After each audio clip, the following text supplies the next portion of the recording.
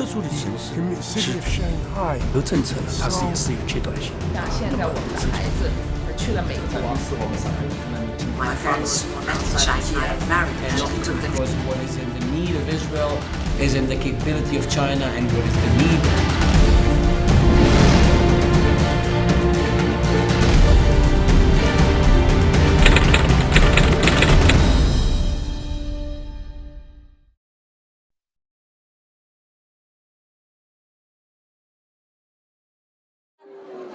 I'll just ask the first question. Can you share with us what's your deepest memory in Shanghai? Where are you in Shanghai? Your deepest memory. Deepest memory, the friendliness of the Chinese people. I worked together too. I did serve an apprenticeship as a mechanic, and I was working with Chinese workmen, and we were great friends. And as I said in my speech, there was no anti-Semitism, and it was a very harmonious relationship. It was wonderful. It saved our lives. What kind of work did you do in Shanghai? Well, I went to school. I was between 11 and 19 years old. I first of all went to school, and then I went into a technical school, art school, as I mentioned, and then I served an apprenticeship in a small workshop, which was owned by a Jewish refugee and employed a Chinese foreman and 3 other Chinese engineers. Did you make any friends in Shanghai when you were there? And do you still have contact with them? Well, yes. Unfortunately, a lot of people have died. I'm 87, and whilst there were some people that were born in Shanghai, they're much younger, and you've got them in the exhibition too. They're in their 70s. But the older ones have died out, unfortunately. Sure, we had some good friends, and they're lifelong friends. And we had a number of Shanghai Jewish refugee reunions. 2 in Shanghai, in Philadelphia, in New York, San Francisco. So people have come together and kept in touch with each other. And there's still a bulletin being published in Israel, Yigut Yotzei Sin, which is a bulletin published half-yearly of Chinese people that were born or lived in China, mostly Russians and others.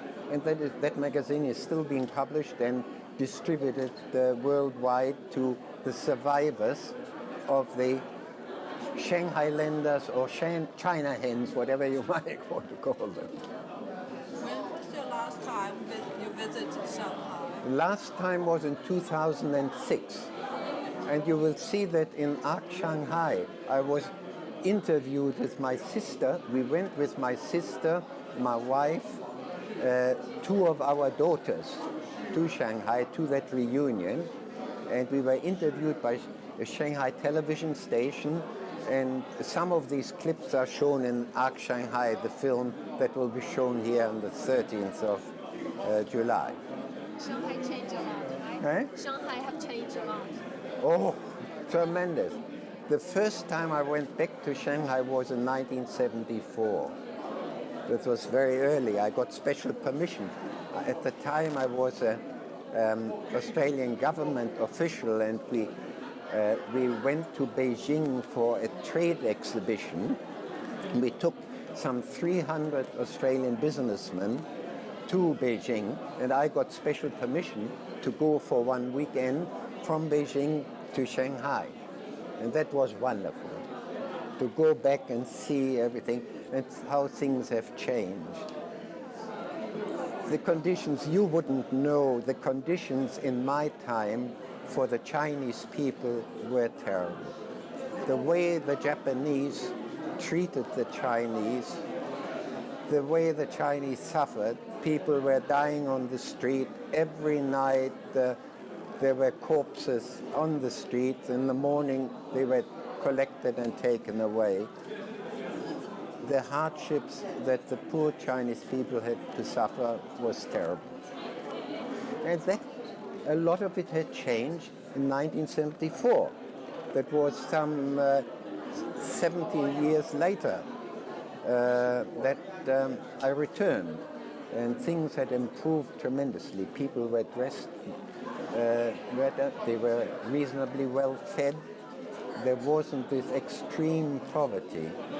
So a lot of change. And then later on, of course, the changes to Shanghai itself, the buildings and everything, just, it makes your mind boggle at what the Chinese have done since I left there in 1947.